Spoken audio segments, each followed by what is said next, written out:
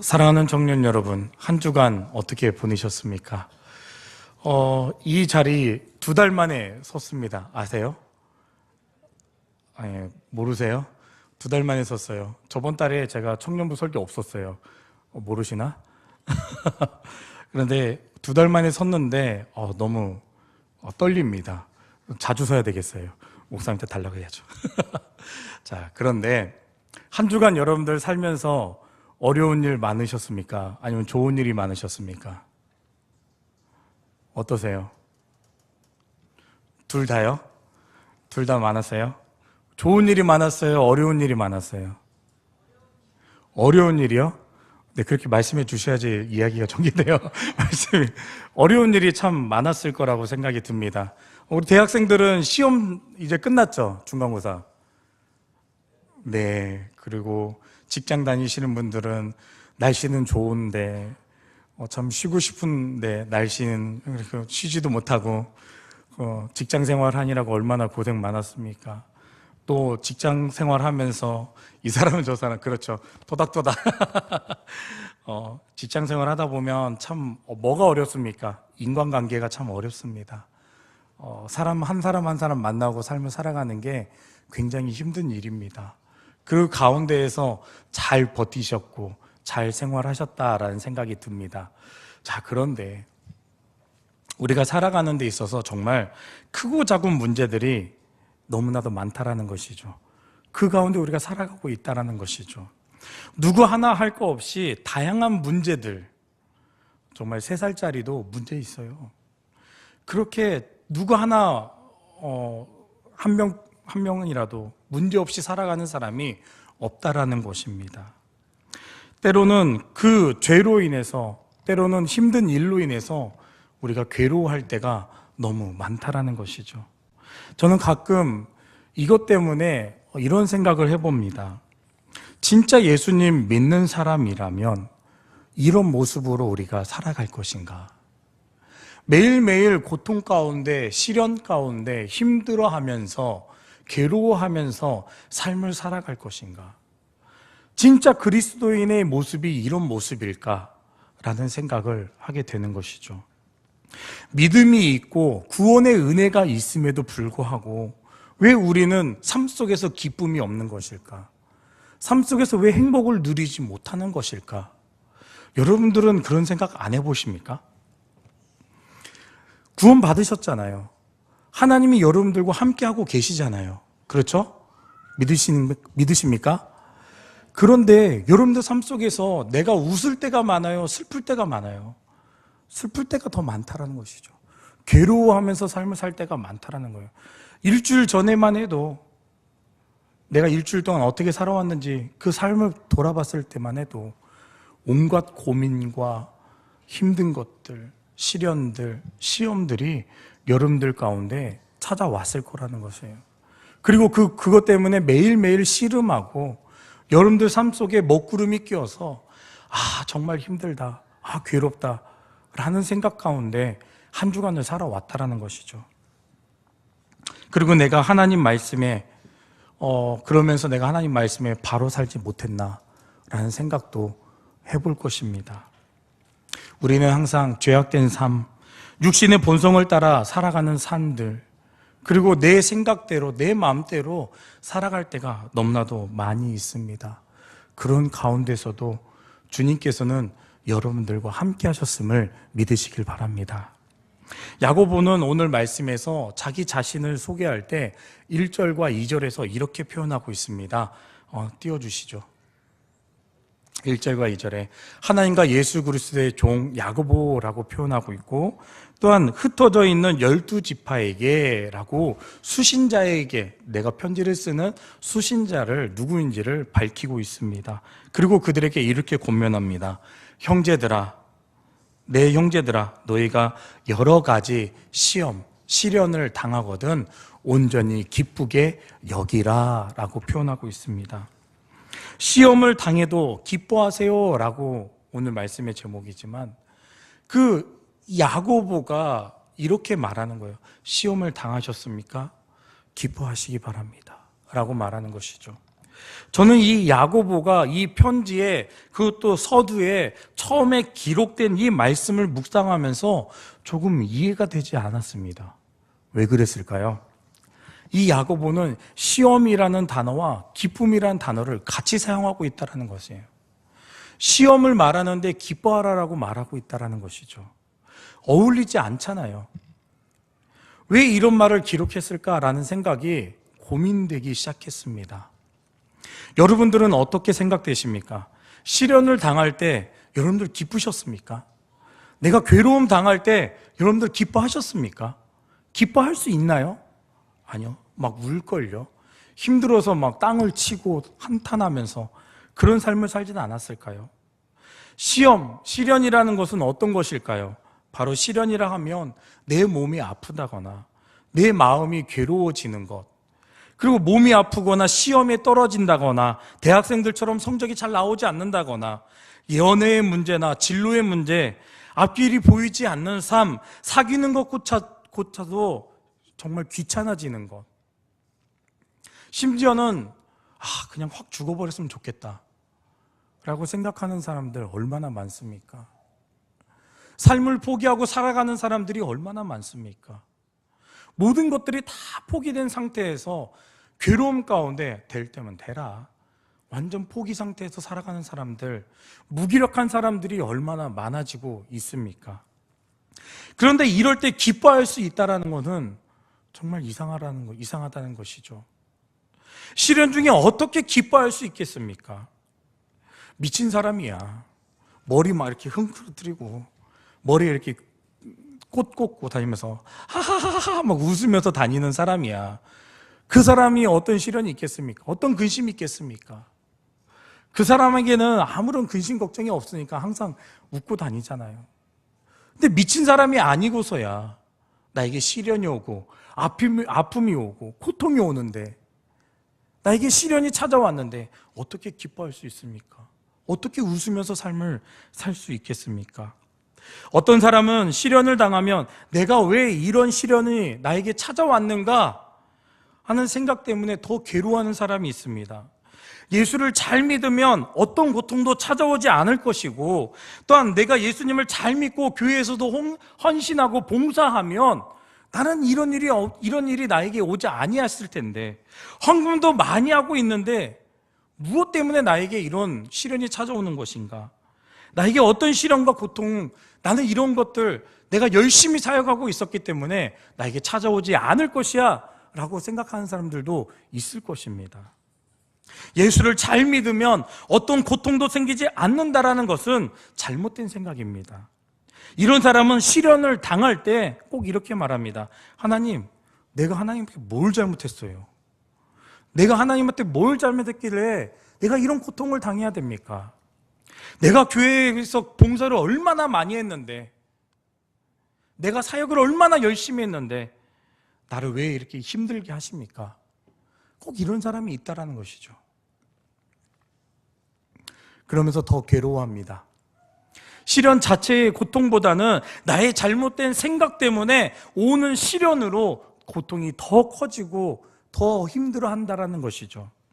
우리는 예수를 잘 믿으면 어떤 고통도 없을 것이라고 생각해서는 안 됩니다. 성경은 예수를 잘 믿으면 시련이 없다라고 가르치지 않습니다. 예수를 믿으면 하나님께서 그 시련을 해결해 주시지만 그래도 시련은 있을 수 있다라고 가르치고 있다는 것이죠. 자, 베드로전서 4장 12절과 13절 말씀 우리 함께 읽도록 하겠습니다. 시작. 사랑하는 자들아, 너희를 연단하려고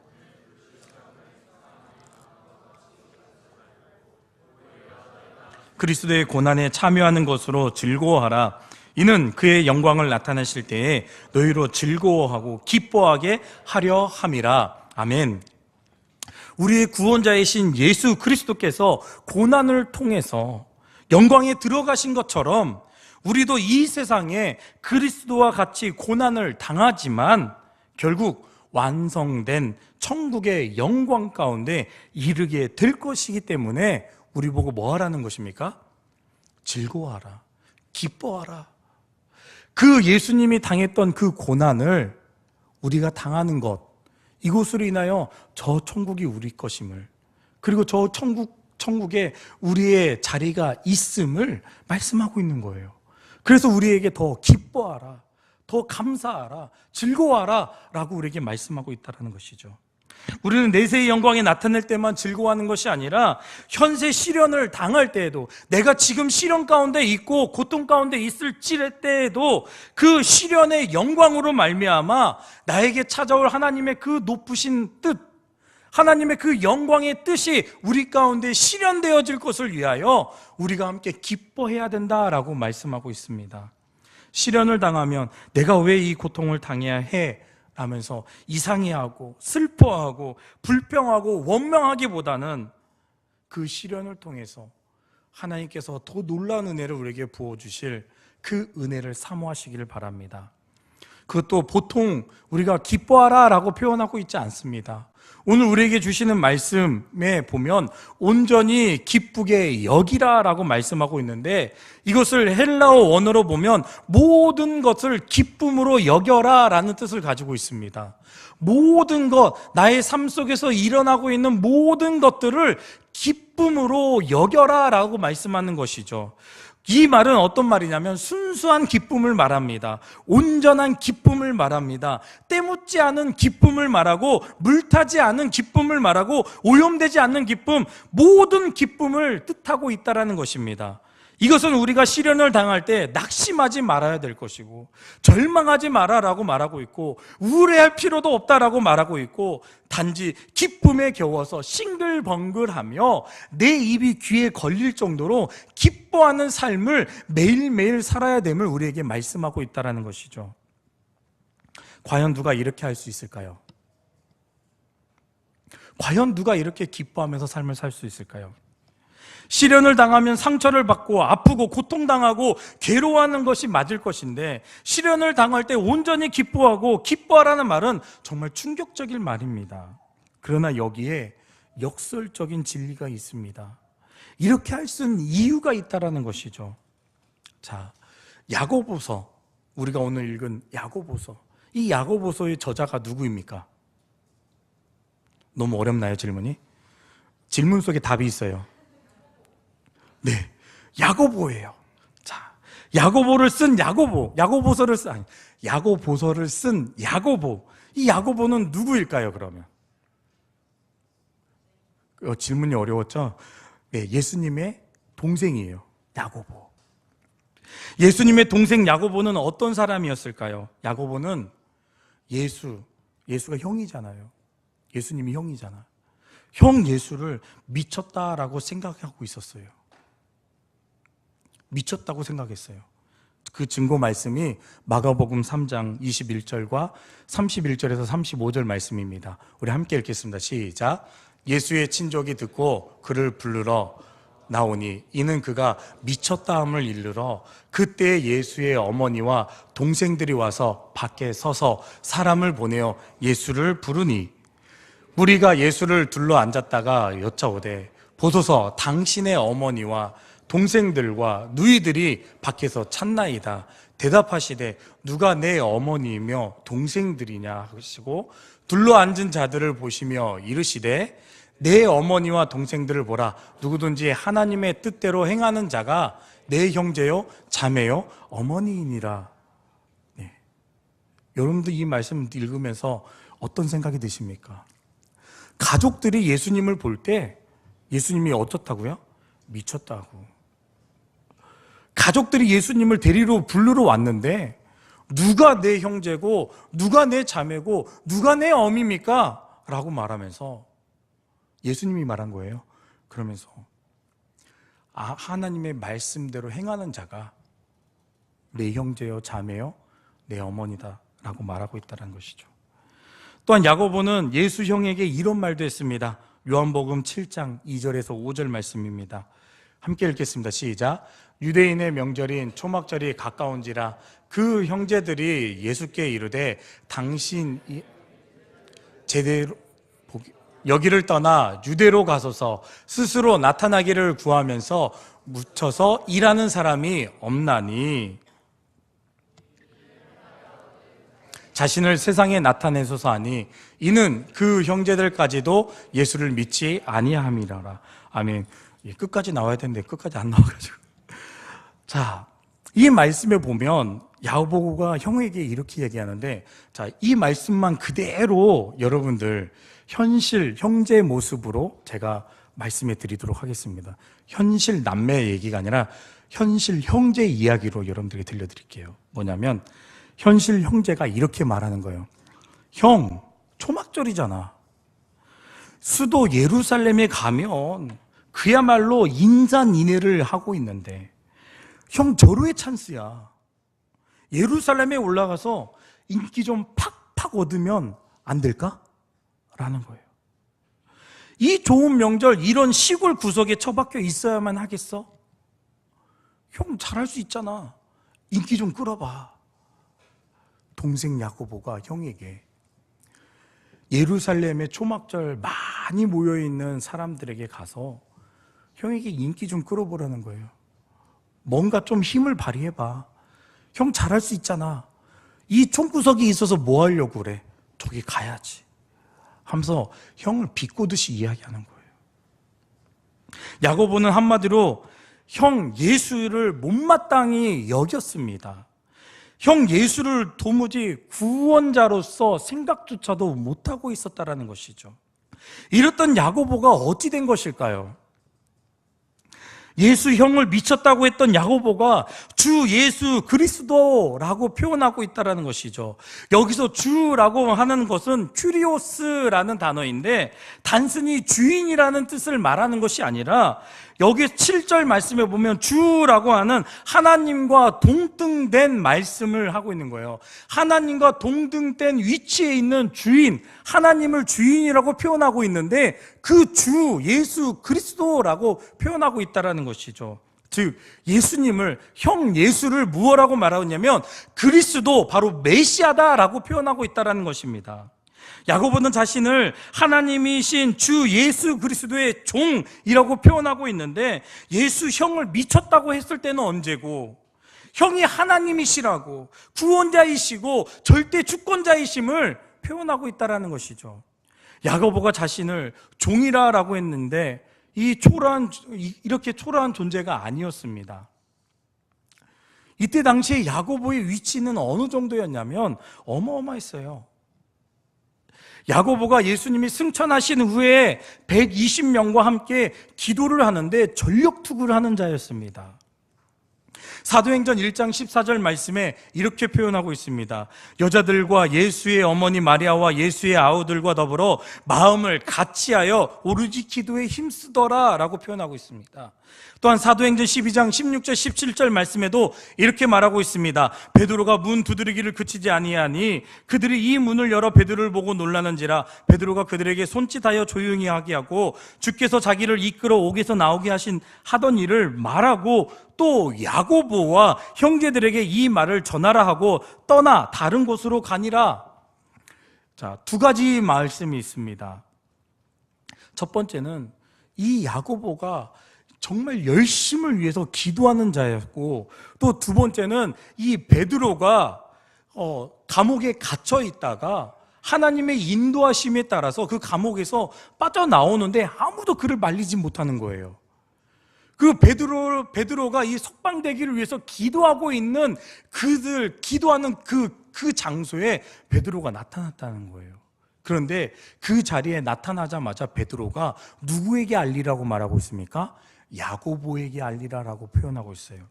바울을 포함하여 여러 지도자들이 야고보에게 인사하러 찾아갈 정도로 야고보는 사도급에서 아주 총회장 역할을 맡고 있는 아주 높은 위치에 있는 역할을 하고 있었음을 나타내는 것입니다. 교회 역사가 유세비우스라는 사람이 있습니다. 그에 의해서 야고보는 이렇게 표현하고 있습니다. 야고보는 의인 야고보다라고 표현하고 있고, 그가 쓴 책에는 뭐라고 말하고 있냐면 별명이 낙타 무릎이라고 표현하고 있을 정도로 이 야고보가 주님 앞에서 무릎 꿇고 기도하는 자였음을, 그리고 무릎 꿇고 기도하는 지도자였음을 말씀하고 있는 것이죠. 이런 야고보가 순교의 제물이 되었어요. 순교자가 되었다라는 것입니다. 야고보가 어떻게 죽은지 아십니까? 예수님 믿는다는 것 때문에 야고보가 순교를 당하는데, 많은 사람들이 야고보를 끌고 높은 성으로 올라갔어요. 성으로. 성 꼭대기에 올라가서 야고보를 집어 던졌어요. 사람들이 들어서. 자, 그런데 그 높은 성곽에서 떨어졌음에도 불구하고 야고보가 살았어요. 목숨이 붙어 있는 거예요. 그 목숨이 붙어 있는 것을 보고 사람들이 돌과 나무를 들어서 사람을 쳐서 죽였어요. 야고보를. 야고보가 이렇게 순교당했어요. 야고보는 자기 삶 속에서 예수님, 자기 형, 그 예수가 살아올 때까지는 예수가 나의 구세주인지를 모르고 있다가 어떻게 이런 모습으로 변화되어서 그 예수님을 나의 메시아로 고백하고 나의 목숨을 아끼지 않고 복음을 전하다가 순교를 당하는 모습, 그 가운데서도 예수님을 놓지 않았던 그 야고보의 모습을 우리는 바라볼 수 있습니다. 야고보는 형 예수가 하나님이요 메시아요 절대 주인이라는 신앙을 버리기보다는 차라리 순교의 자리를 택했던 것입니다. 미친 예수라고 말하고 형이라고 말했던, 그렇게 말했던 야고보가 어떻게 이렇게 변화될 수 있었을까요? 예수 형과 함께 같은 집에서 수십 년을 같이 살았어요. 30년을 넘게 같이 살았잖아요. 그런데 그때만 해도 아직도 형이 메시아인지 모르고 예수님이 죽는 그 순간까지도 예수님이 나의 구원자임을 깨닫지 못했었습니다. 그러던 차에 형 예수가 죽은 후에 부활했다라는 소식이 들려지기 시작합니다. 형이 죽었다가 부활했다니 이게 무슨 말이야? 라고 했겠죠. 이런 생각을 하고 있을 차에 부활한 형, 그 예수님이 동생 야고보에게 찾아왔습니다.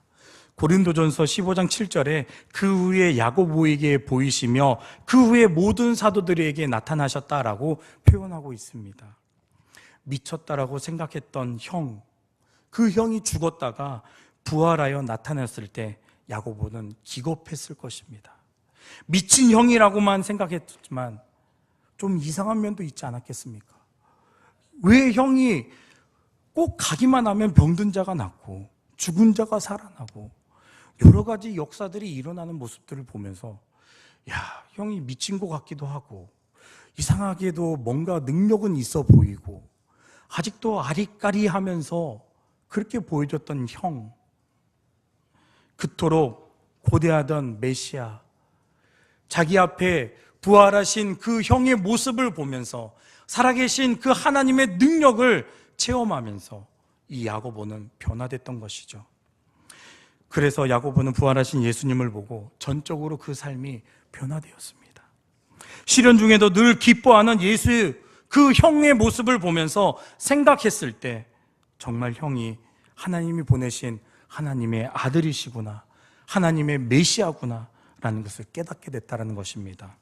시련 중에도 늘 기쁨을 잃지 않았던 예수 형이 하나님의 아들 메시아라는 것을 깨달은 후에 야고보는 항상 주 예수 그리스도라고 표현하면서 그 예수님을 믿기 시작했다는 것입니다.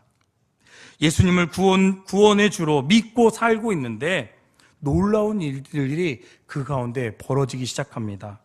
예수님을 믿고 살다 보니까 자신도 예수님과 같은 체험을 하게 되는 것입니다. 자신도 예수님처럼 시련 중에서 말할 수 없는 순수한 기쁨, 한없는 기쁨, 온전한 기쁨이 그에게 찾아온 것이죠. 그 모든 기쁨을 체험하게 되었는데 이 야고보가 이 야고보서를 쓰면서 자기에게 찾아왔던 그 기쁨을 감출 길이 없어서 내가 받았던 이 하나님의 은혜, 하나님이 주신 나의 이 기쁨을 표현하고자 이 수신자가 누구입니까? 디아스포라인데요. 흩어진 자들이에요. 핍박 때문에 흩어진 자들을 향하여서 이 편지를 썼다라는 것입니다. 그래서 주님이 주시는 이 기쁨, 이 행복의 바이러스를 그들에게도 알리고자, 그들에게도 전하고자 시련 중에 모든 기쁨으로 기뻐하세요라고 하면서 야고보서에 기록되고 있다는 것이죠. 시련 중 기쁨이라는 것을 편지에 그것도 헤드라인으로 뽑을 수 있을 정도로 왜 우리가 기뻐해야 되는지, 왜 우리가 이 기쁨이 온전한 기쁨을 누리며 삶을 살아야 되는지에 대해서 야고보는 그 기쁨의 이유를 그곳 가운데 설명하고 있다는 것입니다. 베드로 사도도 이 진리를 깨닫고 이렇게 고백하였습니다. 베드로전서 1장 16절입니다. 너희가 이제 여러 가지 시험으로 말미암아 잠깐 근심하게 되지 않을 수 없으나 오히려 크게 기뻐하는도다. 사랑하는 청년 여러분, 여러분들은 어떻습니까? 여러분들은 기쁨을 어느 정도나 체험하고 계십니까? 하나님이 우리에게 주시고 있는 그 기쁨을 얼마만큼 누리고 있습니까? 내 삶 속에서 기쁨이 얼마만큼 샘솟음 치며 용수듬 치듯이 넘쳐나는 듯이 여러분들 삶을 살고 있습니까? 야고보처럼 모든 기쁨을 항상 체험하지는 못하지만 그래도 가끔은 구원의 주이신 예수님께서 그 우리에게 주시는 기쁨을 여러분들이 누리고 있지는 않으십니까? 여러분들이 예수님이 주신 행복한 그 바이러스를 어느 정도 퍼뜨리고 계십니까? 여러분들로 인해서 여러분들의 가정이 행복해지고, 여러분들로 인해서 여러분들의 직장이 행복해지고, 여러분들로 인하여서 여러분들이 다니고 있는 학교가 행복해지고 계십니까? 내 안에 살아계신 예수 그리스도가 있음에도 불구하고 내가 그 행복한 그 바이러스를 다른 사람들에게 얼마만큼 전달하고 또한 그 기쁨을 얼마만큼 다른 사람들에게 보여주고 있냐라는 것이죠. 여러분들과 함께 역사하시는 예수 그리스도의 그 기쁨, 행복한 바이러스가 많은 사람들에게도 전달되어지길 원합니다. 여러분들의 그 마음속에 있는 속사람들 그 안에서부터 예수 그리스도의 향기가 다른 사람들에게도 전해질 수 있기를 주님의 이름으로 간절히 소망합니다. 속으로 이러시는 분들도 있을 겁니다. 나는 뭘 해도 안 돼. 나는 뭘 해도 즐겁지가 않아. 하루하루가 너무 힘들어 라고 생각하시는 분들도 있을지 모르겠습니다. 그런데 여러분들 그렇게 생각한다 할지라도 여러분들이 가장 힘들어할 때, 가장 괴로워하고 가장 정말 지쳐 있었을 때 누가 제일 많이 도와줬을까요? 엄마예요? 아빠예요? 형제들이에요? 아니면 친구예요? 누구였을 것 같습니까? 여러분들은 답을 알고 있어요. 누구죠? 모르세요? 하나님이 도와주시잖아요. 하나님이. 내가 가장 힘들어하고 있을 때 하나님이 함께 하셨습니다. 내가 누가 날 좀 도와줄 사람이 없을까라고 생각하고 있을 때 하나님이 항상 도와주셨잖아요. 하나님이 항상 여러분들과 함께 하셨잖아요. 하나님의 도움이 가장 필요할 때 바로 그 시련을 당할 때, 그 시련 가운데서도 하나님께서는 여러분들과 함께 하셨음을 믿으시길 바랍니다. 세상이 주지 못하는 기쁨, 형편을 봐서 도무지 이해할 수 없는 그 기쁨, 하나님만이 주실 수 있는 그 기쁨을 누릴 수 있는 자들이 될 수 있기를 바랍니다.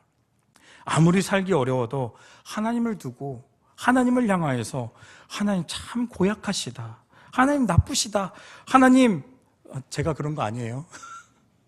그런 생각들을 안 했으면 좋겠습니다. 하나님은 여러분들 위해서 그 독생자 예수님을 이 땅에 보내주신 분이십니다. 하나님은 여러분들을 위해서 그 예수님이 십자가에 못 박아서 그 보혈의 피로 우리의 죄를 용서해 주신 분이십니다. 하나님은 그 예수님을 다시 부활하게 하셔서 이 땅에서 승천하신 후에 이 땅에 성령님을 보내주신 분이 하나님이십니다. 하나님은 성령님을 통해서 여러분들 속에 항상 예수님이 함께 하시도록, 그 성령님의 역사하심이 우리 가운데 임할 수 있도록 하나님께서 우리에게 보내주셨다는 거예요. 그 은혜를 우리에게 끼쳐주시고 있다는 사실을 잊지 마시길 바랍니다. 하나님은 여러분들 삶 속에 일어나는 모든 일들을 합하여 멋진 인생을 만들어가고 있다는 사실이죠. 아무리 살기 어려워도 하나님은 여러분들의 그 어려운 삶 속에서 여러분들의 놀라운 작품으로 만들어가고 계시고 우리를 다듬어가고 계신다는 사실입니다. 하나님은 우리의 구원의 주가 되시며 예수님과 성령님을 통해서 늘 우리와 함께하고 계십니다. 여러분들이 물 가운데 갈 때에도, 그것을 지날 때에도 물에 빠지지 않도록 잡아주시고, 불 가운데 지날 때에도 여러분들이 해안받지 못하도록, 타지 않도록 여러분들을 붙잡아 주신 분이 하나님이십니다. 이사야서 43장 2절에서 3절 말씀입니다. 이렇게 말씀하고 있습니다. 우리 함께 읽겠습니다. 시작. 내가 물 가운데 지날 때에 내가 너와 함께 할 것이라. 강을 건널 때에 물이 너를 침몰하지 못할 것이며 내가 불 가운데 지날 때에 타지도 아니할 것이요 불꽃이 너를 사르지도 못하리니 대저 나는 여호와 내 하나님이요 이스라엘의 거룩한 이요 내 구원자임이라. 내가 애굽을 너의 손물로 구스와 스바를 너를 대신하여 주었노라. 자, 하나님께서는 우리가 어디에 있든지, 우리가 무슨 일을 하든지 우리 가운데 항상 함께 하셨습니다. 내가 어려움 당할 때에도 주님은 나와 함께 하셨어요. 내가 고통 당할 때에도 주님도 그곳에서 함께 고통을 당하시며 아파하셨어요. 그리고 나서 우리에게 이길 수 있는 힘을 주셨고 능력을 주셨고 우리의 손을 붙잡아 주셔서 우리가 넘어지지 않도록, 시험에 빠지지 않도록, 시험에 들었다 할지라도 그것 가운데서 일어날 수 있도록 우리 가운데 힘을 주셨다라는 것입니다. 하나님은 다니엘의 세 친구 사드락과 메삭과 아벳느고에게도 그들이 불구덩이 속에 들어갔을 때도 함께 하셨습니다. 다니엘의 세 친구가 바벨론에서 느부갓네살 왕의 그 금신상에 절하지 아니한 것 때문에 그 불구덩이에 들어가게 됐는데, 그곳 가운데서도 하나님이 그들과 함께 거닐어 주시고 함께 이야기하셔서 그들이 그 불 가운데서 나왔음에도 불구하고 머리카락이 하나도 타지 않았고 옷이 하나도 변화되지 않았고 불냄새도 나지 아니할 정도로 하나님이 함께 하셨음을 말씀하고 계십니다. 사랑하는 청년 여러분, 여러분들이 시련의 불 속에 들어가 있을 때에도 하나님은 거기서도 여러분들과 함께 하셨습니다. 여러분들이 시련의 불에 타지 않게 하나님께서 도와주셨습니다. 하나님은 시련을 당하는 여러분들 마음속에 시련을 너끈히 이겨낼 수 있도록 날마다 기쁨이 샘솟을 수 있는 그 샘물의 강이 우리 가운데 넘치게 하여 주셨습니다. 예수님을 가까이 할수록 때때로 우리는 시험을 당하고 박해를 받을 수 있습니다. 하지만 그 예수님을 믿을 때 여러 가지 시련이 있을 수도 있습니다. 하지만 그 어려운 시련을 통하여서도 주님은 우리와 함께 하시고 있다는 사실을, 그 끈을 놓지 않기를 바랍니다. 아무리 살기 어려워도 하나님은 항상 우리와 함께 하시고 우리의 고통 가운데 함께 아파하시고 또한 우리를 지켜주고 계신다는 사실을 잊지 않으시길 바랍니다. 그래서 예수님이 주시는 그 기쁨이 나의 삶 속에서 매일 넘쳐나기를 원합니다. 날마다 순간마다 예수님과 연결된 사람, 그 연결된 사람을 포도나무로 비유하고 있어요. 하나님은 농부이시고 예수님은 포도나무라고 말하고 있습니다. 우리는 그 포도나무에 붙어있는 가지입니다. 그런데 이 가지에서 떨어져 나가면 우리는 어떻게 될까요? 죽을 수밖에 없는 거죠. 근데 그 가지가 나무에 온전히 붙어 있으면 하나님이 주시는, 예수님이 주시는 그 공급하시는 그 힘, 그 생수의 강, 그 엑기스가 우리 가운데 찾아온다는 것이죠. 그래서 우리는 예수님께 붙어 있을 때, 우리가 주님과 함께하고 있을 때 우리는 많은 열매를 맺을 수 있고 또 풍요를 누릴 수 있다는 것입니다. 우리에게 기쁨이 찾아올 수 있다는 것입니다. 시련 중에도 평안과 안정과 행복과 기쁨이, 그 수액이 우리에게 차고 넘치게 될 줄 믿습니다. 세상에서 일절 시련을 당하지 않는다는 것은 복음이 아닙니다. 시련을 당할 수도, 또한 당하기도 하지만 어떤 시련이든지 예수님께서 다 감당할 수 있도록 우리의 마음과 안정과 평안과 행복과 기쁨을 주신다라는 것, 이것이 바로 복음입니다. 시련이 없다는 것이 복음이 아니라 시련이 있지만 예수님이 주시는 기쁨과 능력으로 그 시련의 터널을 너끈히 통과할 수 있다는 것, 이것이 우리에게 복음이 될 수 있습니다. 사랑하는 청년 여러분, 시련을 당할 때 망했다 라고 생각하지 마십시오. 시련을 당할 때 나는 왜 나만 이렇게 당해야 되나 라는 생각도 하지 마십시오. 시련을 당할 때 하나님이 날 버리셨는가 라는 생각도 저버리십시오. 만일 지금까지 그런 생각을 해왔더라면 바로 이 순간부터 생각을 다시 한번 고치시길 바랍니다. 시련을 당할 때 모든 기쁨, 순전한 기쁨, 온전한 기쁨이 저와 여러분들 가운데 임할 수 있기를 바랍니다. 그래서 시련이 오고 시험이 오고 어려움이 올 때 더 기뻐하십시오. 예수님이 내 편이 되셨음을 더 기뻐하십시오. 하나님이 나에게 능력 주시고 그 시험에서 이길 수 있도록 나에게 힘을 주시고 있는 그 하나님이 내 편임을 믿으시고 그 하나님께서 도우시는 그 은혜로 말미암아 우리에게 기쁨이 넘쳐날 수 있는 삶이 될 수 있기를 주님의 이름으로 축복합니다. 우리 함께 찬양하길 원합니다.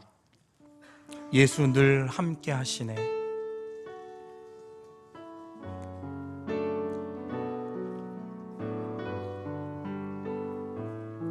고단한 인생길 힘겨운 오늘도, 고단한 인생길 힘겨운 오늘도 예수 내 마음 아시네.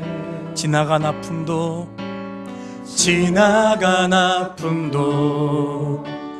마주할 세상도 예수 내 마음 아시네. 믿음의 눈 들어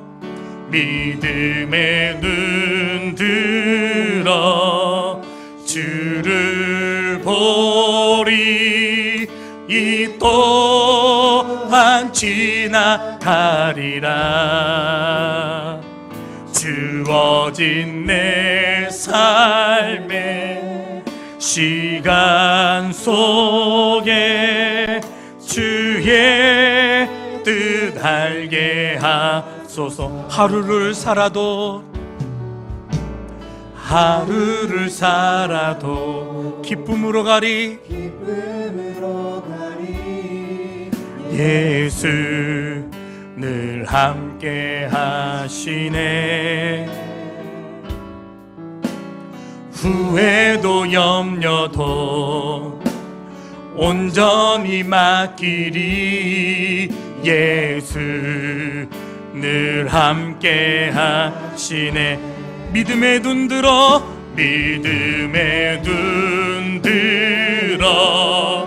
주를 보리. 이 또한 지나가리라. 내 삶의 시간 속에 주의 뜻 알게 믿음의 눈 들어 주를 보리. 이 또한 지나가리라. 주어진 내 삶의 시간 속에 주의, 우리 다시 한 번만 고백합니다. 믿음의 눈 들어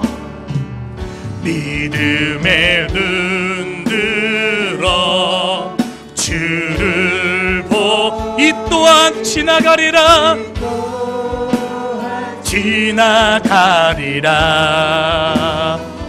주어진 내 삶의 시간 속에 주의 뜻 알게 하소서. 우리 함께 기도하길 원합니다.